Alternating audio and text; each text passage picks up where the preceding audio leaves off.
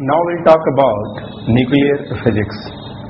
Now this is a very important area of modern physics, and this branch of modern physics deals with study of nucleus and nucleus related phenomena.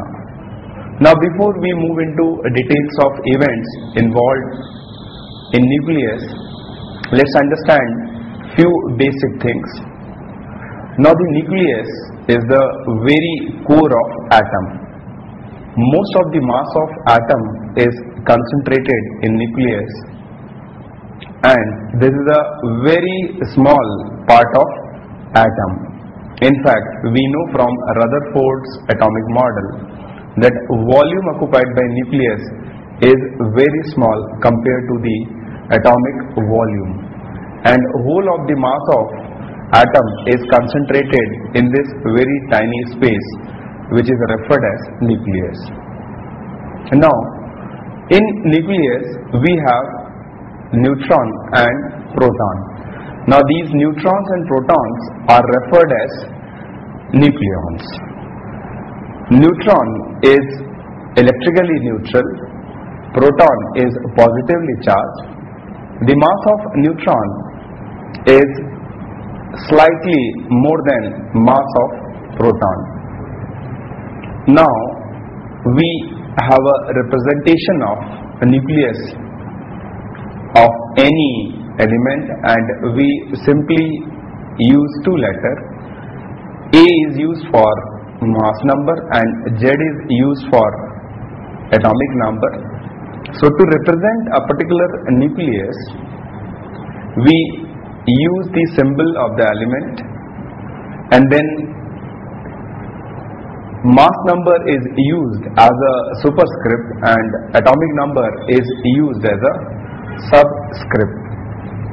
Now in any atom we know that it is electrically neutral, so we have same number of proton as we have number of electron in any atom to maintain the electrical neutrality. Now to find the number of neutron in any nucleus, we have to subtract atomic number from mass number. The mass number is simply number of proton plus number of neutron. So that is how we can work out the constitution of any atom or nucleus.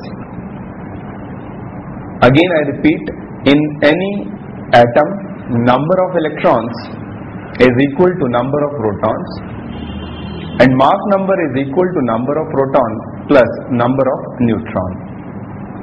Neutron is slightly heavier than proton. Neutron is electrically neutral, proton is positively charged, and we know that electrons are negatively charged. Now this charge on electron and proton is by convention.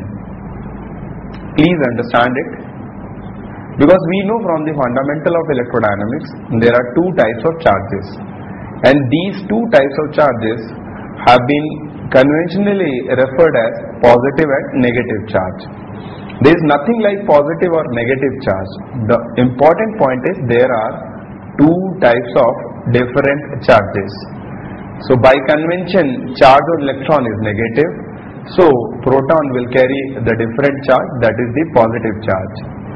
Today if we change our convention and we say that charge on proton is negative, then electron will carry the other charge, that is positive.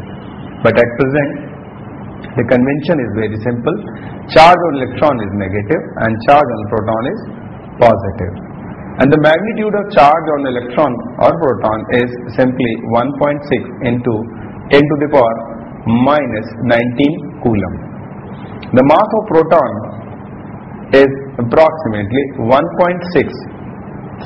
into 10 to the power minus 27 kg.